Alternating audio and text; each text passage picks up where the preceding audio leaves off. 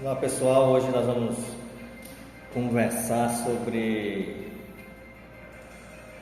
alguns problemas, estruturais, persistentes, existentes na nossa cidade, A antecipação da campanha eleitoral, como vocês percebem aí no dia a dia, Os políticos já estão antecipando aí a campanha eleitoral do próximo ano,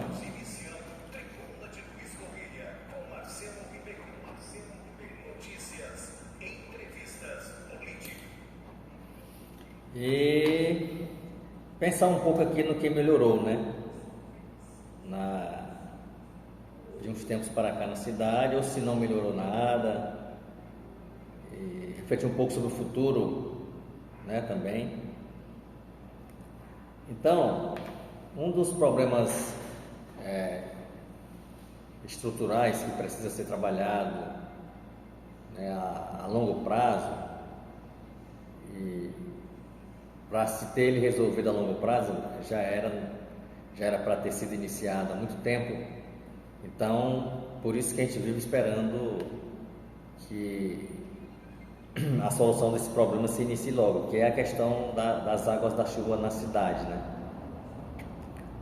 que a gente sabe que todo ano é o mesmo problema, famílias enfrentam grandes dificuldades nessa época, tem famílias inclusive que ficam desabrigadas e outros prejuízos causados para a sociedade, como ruas e avenidas alagadas, praças, enfim, ginásio de esporte. Então, esse é um problema que a gente vai ter que debater sempre em toda a campanha eleitoral, porque é um problema de cidadania da cidade, E isso a gente sabe que dá para resolver se iniciar esse processo a longo prazo, Então, a gente vai ter que bater nessa mesma tecla de novo, E mais uma vez se solidarizar com as famílias que estão enfrentando, mais uma vez, problemas com as águas da chuva, Que na verdade a chuva é uma bênção, Então deve gerar bem-estar para todos nós e não perrengues, Então o pessoal aí que faz política sempre, Luiz Correia, já estão, digamos assim, com um bloco na rua. Ou seja, eles anteciparam a campanha eleitoral. Já estão fazendo as suas campanhas, digamos assim, Então,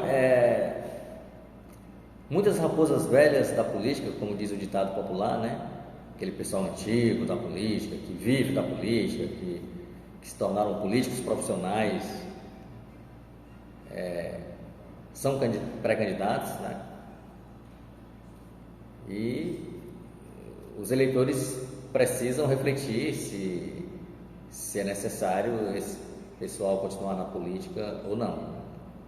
Tem também os novatos, Os políticos novatos que nunca falaram de política na cidade, nunca participaram de nenhum movimento político na cidade, nunca participaram de nenhum partido, nem de nenhum movimento social, de nenhum sindicato, de nenhuma associação, de nada, e de repente aparece como candidato, E, na minha opinião, essas pessoas devem ser bem, digamos assim, o voto desse tipo de candidato tem que ser bem pensado, a não ser que a pessoa tenha despertado de uma hora para outra assim para querer o bem-estar da cidade, Então eu não acredito, porque para mim a pessoa, quando decide entrar na política, ela já deve ter um envolvimento comunitário na cidade para poder entrar na política acreditando que possa trazer melhorias para a cidade dentro da estrutura da política, dentro dos poderes. O poder executivo, que é a prefeitura, o poder legislativo, que é a Câmara Municipal, né? Mas todo mundo tem o direito de ser candidato, né? Todo mundo tem o direito de ser candidato.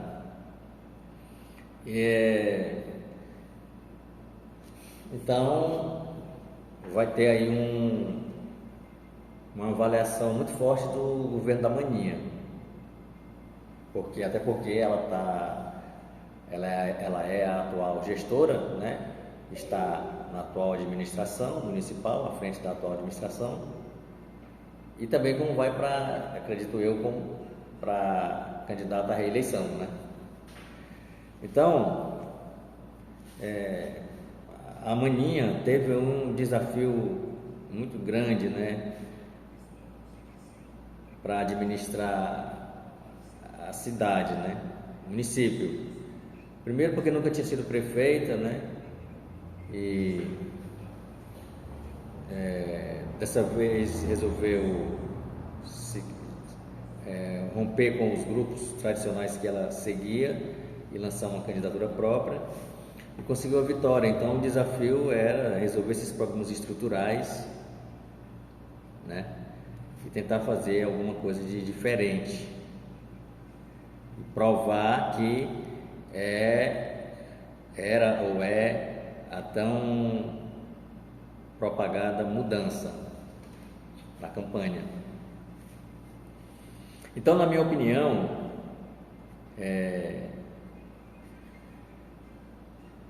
ela ainda não conseguiu resolver os problemas estruturais da cidade. Que problemas estruturais são esses? É o saneamento básico, para evitar o problema com as águas das chuvas,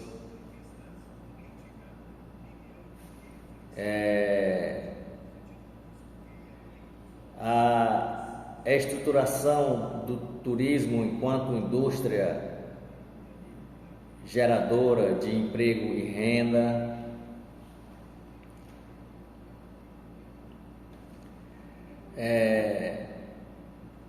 um projeto de proteção do meio ambiente da nossa cidade, notadamente nas margens do Rio Portinho, manguezais, igarapés, marés, portos, lagoas, como um compromisso de preservar e manter as belezas naturais da cidade em prol da comunidade, em prol da sociedade, em prol do povo, em prol de todo mundo, não de ninguém em particular, e através disso ajudar no desenvolvimento também do município, porque meio ambiente no processo de desenvolvimento de qualquer município, ele é primordial, ele tem que ser prioridade. Não se pode deixar ficar simplesmente olhando as pessoas destruírem, invadirem, quebrarem, cercarem, né? Construírem residências, privatizar o local, né? Dizer, não, esse pedaço da maré agora aqui, esse pedaço desse rio aqui, esse manguezal aqui agora é só meu, não é mais do povo, não é mais da cidade, né? Como manda a Constituição Federal, como infelizmente acontece na nossa cidade.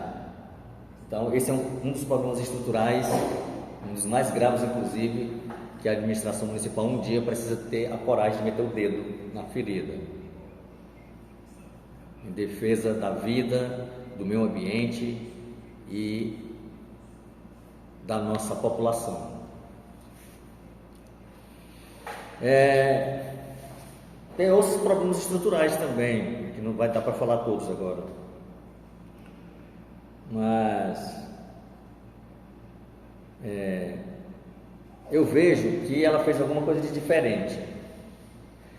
Todo mundo sabe que era uma bandeira nossa antiga, desde quando nós entramos na militância política, social e partidária, essa questão da urbanização da nossa cidade.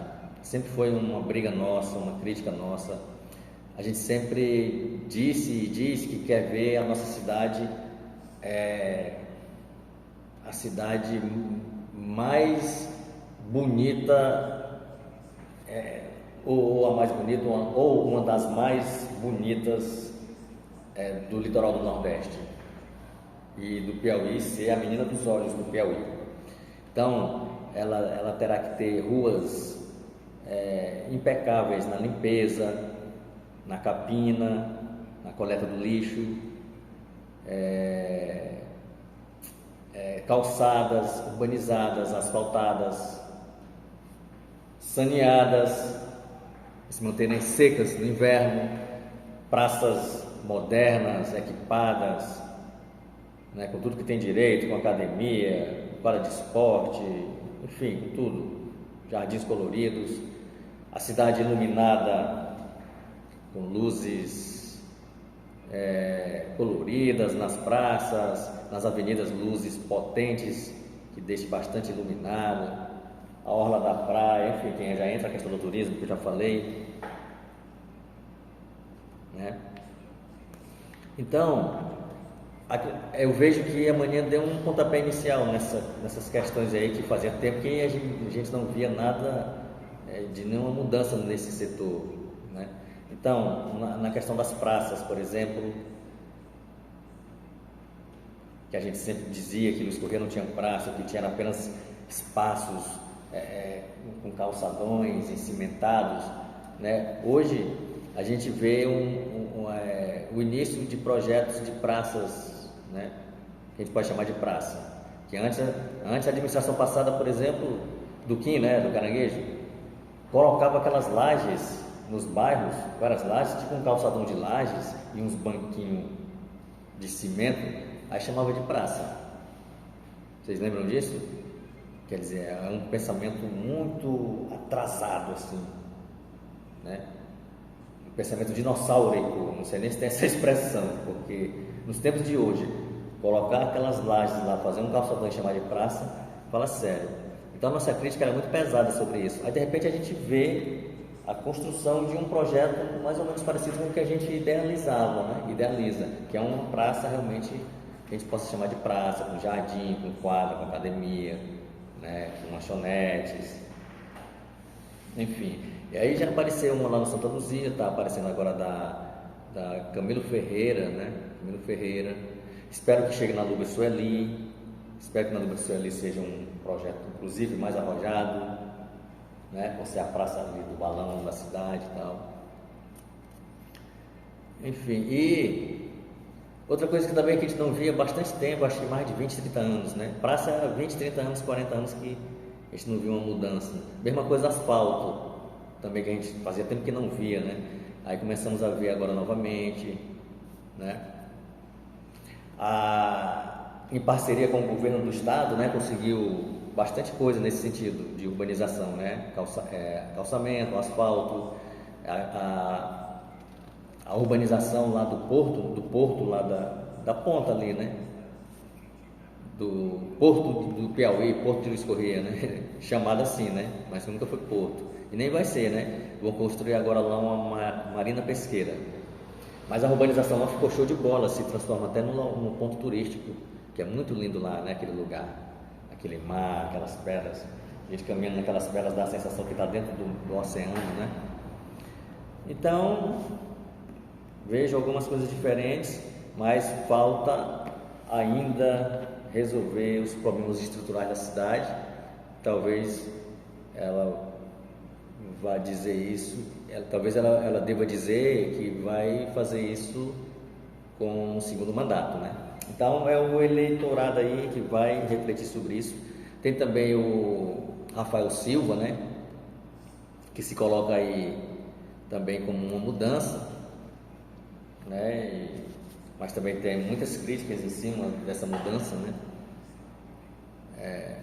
Muita gente ainda bate muito naquela tecla de que o Rafael não é um nativo, não é filho do lugar e tal, ainda tem muitas essas coisas ainda, né? Mas Geralmente que hoje em dia também tem o contraponto, né, de dizer que o que vale é o tempo que a pessoa tem na cidade, o serviço prestado que a pessoa tem na cidade, tá, enfim, fica esse debate na sociedade. Tudo isso são perspectivas que geram uma certa ansiedade, curiosidade política, né, para saber quais os rumos que o povo vai tomar no próximo ano, né? E cuidado com a Câmara de Vereadores, hein? Aliás, eu acho que a gente deveria tomar muito mais cuidado com a Câmara de Vereadores.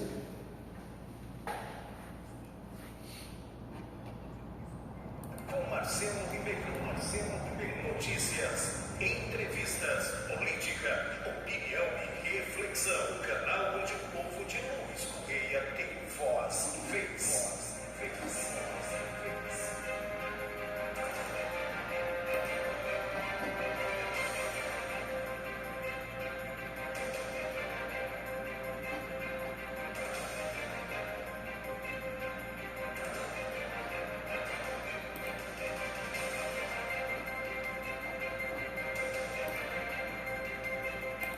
Pois é, pessoal, eu digo isso, sabe por quê? Porque a Câmara de Vereadores é quem tem a responsabilidade de fiscalizar se os interesses do povo estão sendo atendidos ou não. A Câmara de Vereadores é quem tem a obrigação de fiscalizar se a prefeitura está funcionando direito ou não. A Câmara de Vereadores é quem tem a obrigação de fiscalizar se o hospital está funcionando direito ou não, se as escolas estão funcionando direito ou não, se o dinheiro nosso, do povo, que vai para os cofres da prefeitura, se estão sendo gastos para os nossos interesses ou não. Então, pessoal, dá para perceber qual é o papel da Câmara de Vereadores. É muito mais importante do que o papel do prefeito ou da prefeita. Então, cuidado com quem vocês vão escolher para ser vereador ou vereadora. Porque tem gente que chega lá, na Câmara de Vereadores, fala sério, estamos em outros tempos, precisamos de novas atuações. Pessoas que realmente tenham coragem de fazer esse trabalho de fiscalização. Porque para fazer esse trabalho de fiscalização tem que ter, em primeiro lugar, coragem, em segundo lugar, ética na política, terceiro lugar, compromisso com os interesses do povo, quarto lugar, abrir mão de seus próprios interesses, quinto lugar, abrir mão da corrupção política. É isso aí. Até a próxima, hein? Fiquem com Deus. Esperança, força e fé.